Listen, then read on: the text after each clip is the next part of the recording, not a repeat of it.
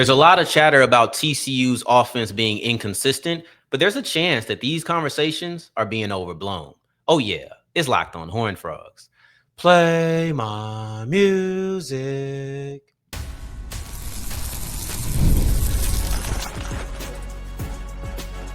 You are Locked On Horned Frogs, your daily podcast on the TCU Horned Frogs. Part of the Locked On Podcast Network, your team every day.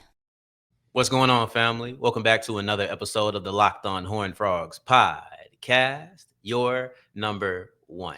Daily one-stop shop for everything TCU athletics, Monday through Friday, part of the Locked On Podcast Network, your team every day. And I, of course, am Darrion Gray, a.k.a. the Mouth of the South, and I am not alone today. I have KCEN, Sarah Smith, here with me. Get used to it because every Wednesday she will be here live, part of the show, breaking down everything TCU alongside with me. How you doing, Sarah? I'm doing great. I'm super excited to be here and discuss some TCU football. Yeah, I'm excited. And one of the things that I've really been harping on is the inconsistencies of the offense in my mind over really the last 2 weeks. And I think sometimes when you win, especially, last week you won, the week before you didn't. I think when you win, sometimes things can be masked. I think that certain struggles can be masked. And sometimes when I try to pick in and I end up overblowing things, right? So I think that the offense has had an issue over the last 2 weeks, just having a fluid game. You've seen some spikes in the first quarter versus Arizona State, in the fourth quarter versus Colorado. Obviously, those two games had different endings, different outcomes. But are you thinking that these inconsistencies and the talk of that are a tad bit overblown?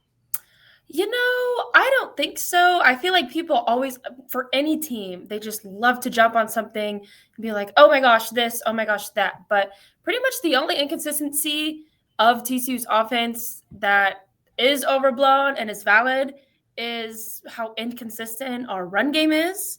That's something I'm going to talk about a little bit later, but this is a problem that TCU football has had since I started watching TCU football. If for some reason it just is never what we want it to be, and we saw a little glimpse of that in the UNC game and a little bit in both of these games. But I think Josh Hoover is a phenomenal quarterback. He always finds his targets, and the pass game does seem consistent. So I don't think that's something needed to be concerned about right now.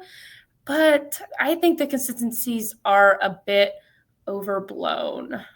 Yeah, no, I understand. I think that you bring up a good point when it comes to the running game. And one of the things that I would say the running game impacts is the need for Hoover to be perfect. It almost feels like anything he does wrong is like, that was very costly. You miss a receiver when your running game's going, you feel a little bit more confidence that you're going to be able to get those yards back. But I feel like every single drive, and I think this is a product of being in Big 12 play, it feels like every single drive counts. And when you're in these close games and it feels like you have a strong first or a strong fourth or a strong moment, and then honestly, this wouldn't be a conversation if there wasn't a blow up at the end of the Arizona State game. If they just would have lost that game normally instead of kind of, I don't want to call it falling apart, but they gave up a 17-point lead throughout that game. I think that's what brings this conversation to the forefront.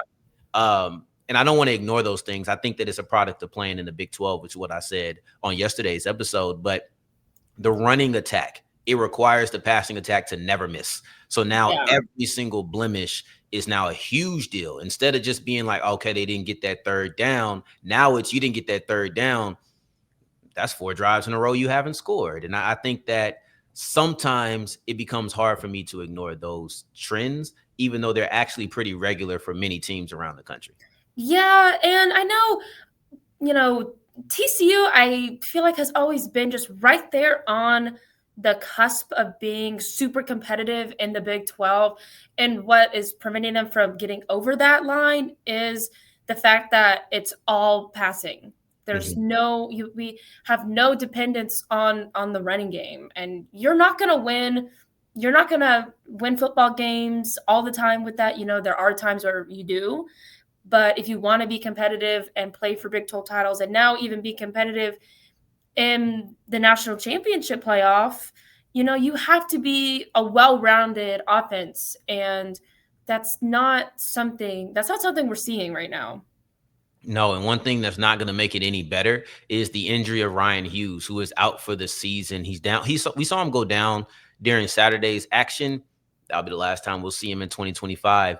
It's honestly not that Hughes has been playing phenomenally throughout this game, but I didn't feel like his backup, Quentin Harris, was doing much better. So you are want to go down to your backup on the offensive line. You don't want to do that. But when you've seen both sides of the coin, it doesn't feel like there's going to be an injection of life. It feels like you're going to kind of have a consistency of bad at that position. And we'll see what Quentin Harris is able to do with a full week of starting and being able to develop over the course of a couple of weeks and things of that nature. The one problem is we're talking about championship aspirations. TCU's already lost to Arizona State. So you fear that this move amongst, just the overall concerns on that offensive line, that's going to lead to you having a costly game some other point in the season before he's able to truly get his legs. That's my fear, is that maybe against a Kansas State or a Baylor who comes up next week, that you're going to be like, that tackle position cost us a game and ultimately cost us a spot in an at-large or in a Big 12 championship. Yeah, and I know, speaking of that, I think the TCU Baylor game coming up in 2 weeks is going to be an extremely pivotal game for TCU. I know Baylor hasn't had a whole lot of success this season, but it's still a Big 12 rivalry game, and pretty much anything can happen. If TCU can lock in on that offensive line and get the run game going, because the offensive line that's been a common problem for a lot of seasons. If they can fix that and really focus on that position and Quentin Harris's replacement, and he can perform well and TCU can pull off a win against Baylor, then I think we can bring back the conversation of, can TCU find a slot in the Big 12 championship? You said that the running back's been a problem, or the running game has been a problem since you've been watching TCU. You speak about the offensive line. What do you think is the cause of this constant issue? Like, why do you think they haven't been able to figure this out over the last few years? I just feel like the offensive line hasn't, because we have the talent, right? We saw what Kavorian Barnes can do in that game against UNC. So having talented running backs isn't the problem. I think the TCU's offensive line just hasn't been able to create the space for him to find the avenues through the defense to pick up meaningful yards, and which has in turn caused Josh Hoover just to put up 400, nearly 500 passing yards a game. It's just the offensive line just has not been solid, because we've had great depth at the running back position. Just for some reason, the offensive line hasn't been connecting. And so I think that's something that kind of in the off season, TCU really needs to work on.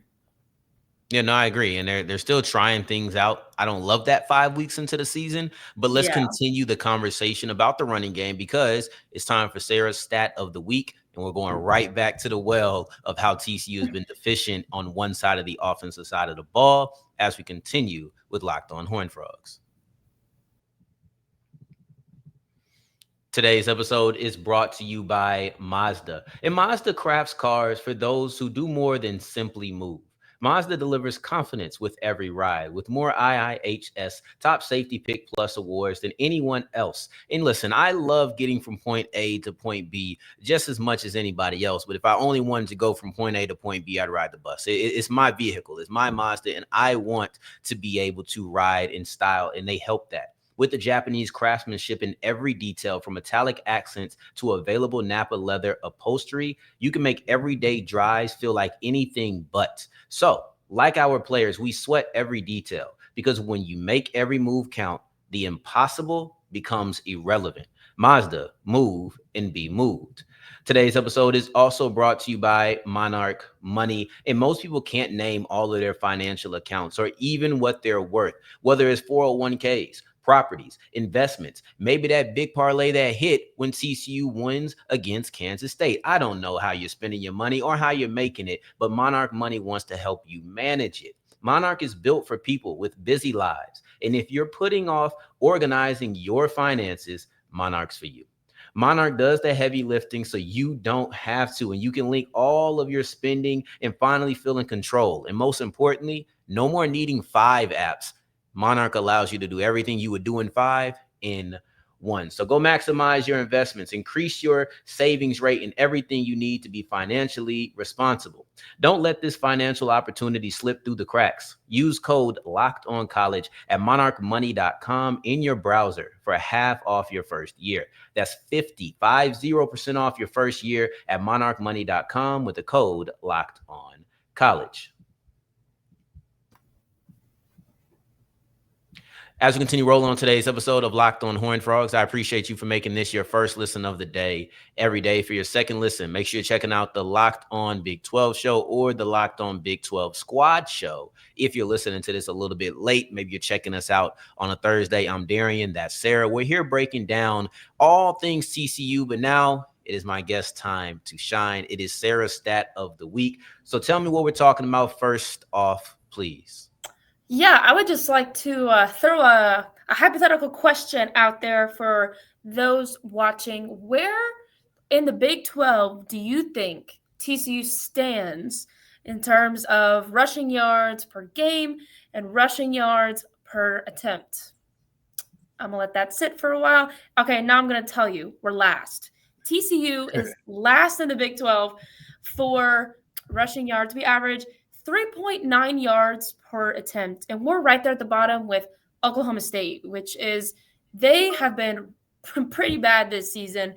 Now they've lost their head coach. And TCU, who we're right there just at the bottom. And I can't say that I'm shocked about this. I cannot say that. If you would have asked me this after our game against UNC, I would have been screaming that TCU is back. You know, we have our run game, it's there. But that's very far from the truth. And TCU just will not be competitive if we cannot lock in the run game. Like we saw, I mean, obviously we have that crazy Fiesta Bowl win where everything was locked in against Michigan, and then that's where we peaked. We will never return to that place if TCU cannot get it well-rounded on offense. Especially when you're going against teams in the Big Ten, SEC, even ACC, just focusing on the pass game is not going to get you anywhere. And against UNC, TCU had over 250 rushing yards. So we know that our backs can do that, yet it's just something is not clicking on the offensive line. And so we had around 95 rushing yards against Colorado and only 10 against Arizona State. It's tragic. Yeah, that'll do it to you. 10 yards in a game will bring you down, because when you're talking, I'm like, oh yeah, it was about 250 yards against North Carolina. And I'm like, how do you go from that to being last in the conference? You just don't think that you would have a game like that and then drop, but you also don't think you would have a game like that against North Carolina and then have a game like that versus Arizona State. Typically, those two don't go together in the same season, but that's just kind of the nature of the beast, so to speak. But it's not I do have to point to the blocking simply because I've seen these running backs and I do believe they're talented. Whether that's Payne, who I think is going to return this week. They said he had a turf toe, so he didn't play at all against. Turf toe's been a problem in professional and college this season. It has. Turf toe has been turf toe has been the biggest injury that's talked about this year in football, it feels like. Like, of course, you're going to have the ACLs and everything like that, but turf toe has been killer. So, and I think Joe Burrow's injury made people realize how serious turf toe is, because he's missing pretty much the whole year with a turf toe.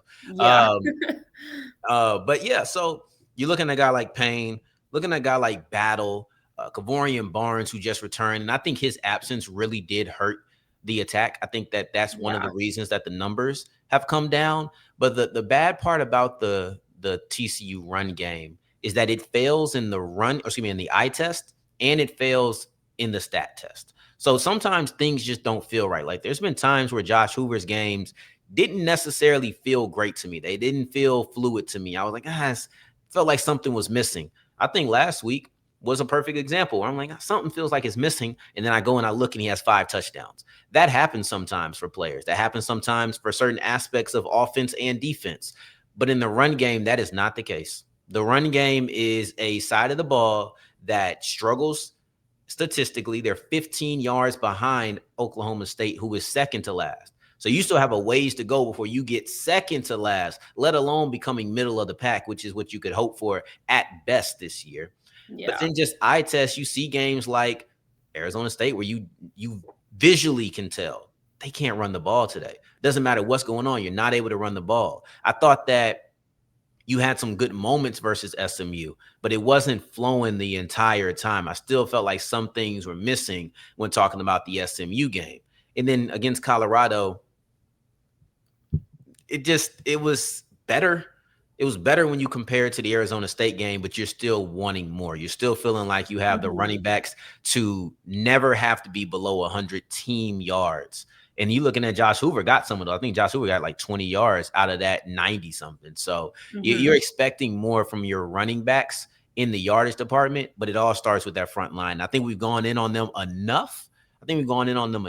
Is there any other stat? You don't have to bring any up because we have kind of went time-wise, but was there another stat that was kind of heavy on your heart? You sent me about 4 of them. I didn't know if there was another that you were passionate about. Yeah, looking at Colorado, I want to bring this up because I saw a clip from Coach Prime, Deion Sanders about this. So Colorado had 4 turnovers against TCU, and you will probably never win a football game with more than 2. And he actually went on in the press conference to say that he thinks he has the better team than TCU, which also brought up conversations about a coaching problem at Colorado. And I've been a big Deion Sanders hater. I think he's pretty overrated. Retiring Shedeur Sanders' jersey at the end of the season is just crazy because now he's a backup on the Browns. I think he's too flashy. So I just thought that was interesting how Colorado had 4 turnovers, TCU had 0. And then Coach Prime is up in this conference saying, oh, we're actually the better team. I don't know. Something to think about for the Buffaloes. Yeah, and he said that last week too when they lost to BYU. I thought it was a little bit maybe more applicable then because you felt you came back on at the end. But in this one, those four turnovers are what made them not the better team. I think that is the distinguishing factor there.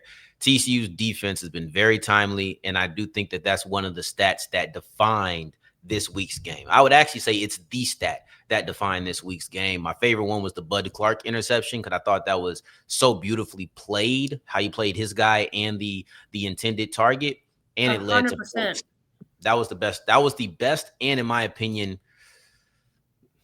either most impactful or second most impactful behind Nnamdi's interception at the goal line. Just depends on how you want to look at it. Take points away from Colorado versus give points to TCU. Just depends on which one you value a tad bit more. But speaking of value, we have an interesting final segment, and this is going to be something we do every week. We're going to do Sarah's Stat of the Week. We're going to do Big 12 biggest winners and losers. And you have an interesting loser that we're going to use to cap off today's show. So I'm excited about that as we continue with Locked On Horned Frogs. Today's episode is brought to you by Prize Picks, and Prize Picks is daily fantasy sports made easy. Now, everybody wants to have fun. Everybody wants to make a little bit of cash, and Prize Picks allows you to do both of them. Playing Prize Picks is a simple way to add more excitement to football. It's already fun, but you want to add a little cherry on top. You just pick more or less on player projections, such as Josh Allen's passing yards or Saquon Barkley's rushing for a touchdown, and you're in the game just like that. It's that simple, and I love how quick it is. You can make your lineup in under a minute. Now, what's my favorite part? Prize Picks just added stacks. So if I want to ride with a player, I can select their pass yards, rush yards, and touchdowns all in one lineup. That's great for somebody like Josh Allen, Lamar Jackson when he comes back, Jaden Daniels. These are great features for them. Also, the new injury reboot.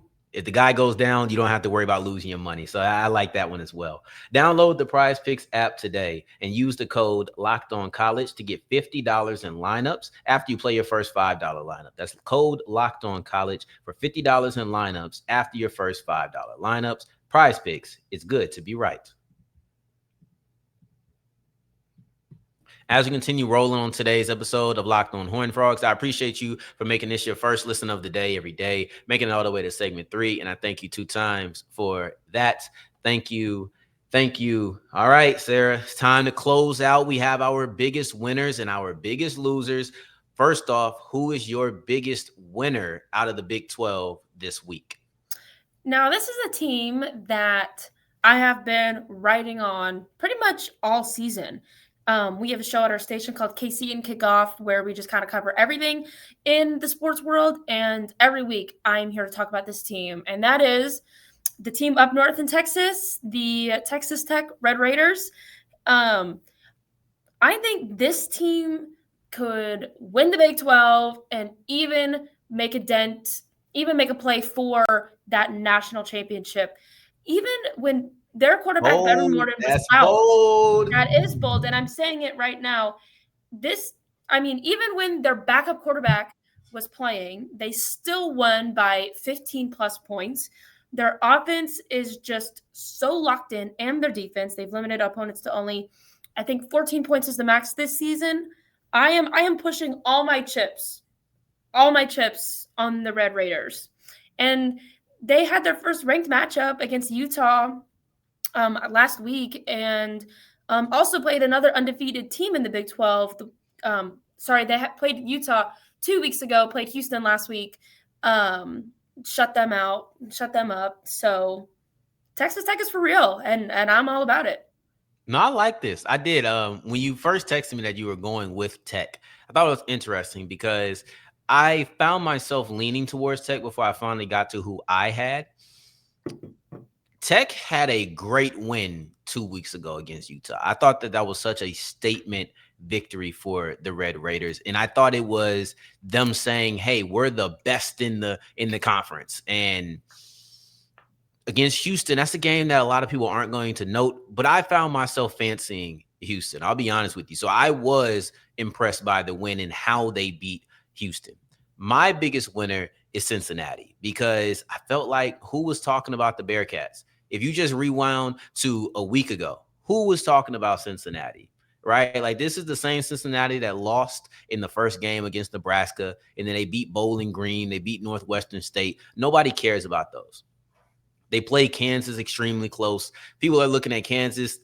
I think Kansas is going to be a tough out for some teams. They're going to be an easy out for others. So you're looking at a close win against Kansas where you have to win with a touchdown in the last minute. It's a lot of things that make you say, who cares about Cincinnati? And then they go and beat the team that was ranked the highest out of Big 12 teams, and that was Iowa State.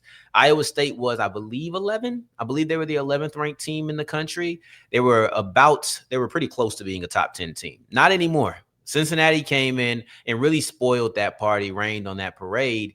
And I think coming out of nowhere is why they are my biggest winner. And they had probably the biggest upset of the week in the conference. So market Big 12 winner is not as spicy as pushing all my chips to the middle of the table. I wish that I could have came with something like that, but I think that Cincinnati is the biggest winner. My biggest loser is Kansas State, and it's for 2 reasons. Number one, I think Kansas State really got cheated out of a victory.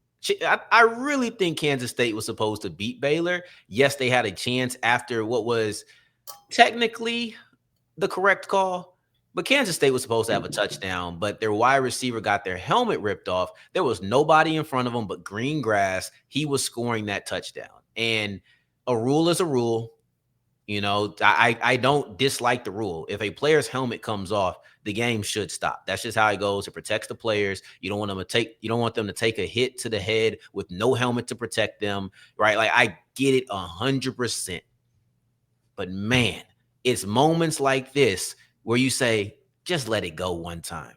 this is clearly a touchdown, but you can't retroactively say he would have scored, so we're going to give him 7 points. Now everybody in Baylor is in an uproar. Now they're all throwing stuff on the field because apparently that's what the thing to do in college football is. I didn't like it when TCU did it against Colorado. I was upset about the call too. It ended up working out, but I think Texas did it first, and they got the call changed.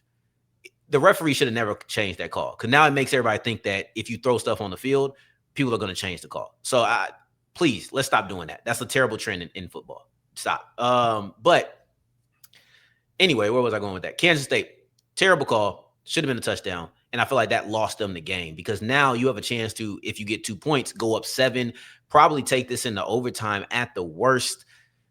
Really rough break. And then on a larger scale, Kansas State lost this game, and now they have 2 losses in the Big 12, and I think that's it for them. I don't think that they rebound from this. I think it's going to be difficult to get to a Big 12 championship, and maybe they wouldn't have anyway. Maybe that second loss would have came at another time. But the combination of knowing or feeling strongly in my gut that they would have won this game if that call went differently, and knowing what the impact of it is, they are my biggest losers. Yeah, and like you mentioned earlier, that my Big 12 loser might come as a shock to some people. And I'm picking Baylor, and it's not because I'm a TCU alum. This is a completely unbiased statement. You know, K-State pretty much had Baylor beat in every category when you're looking down. And Baylor has, like, Dave Aranda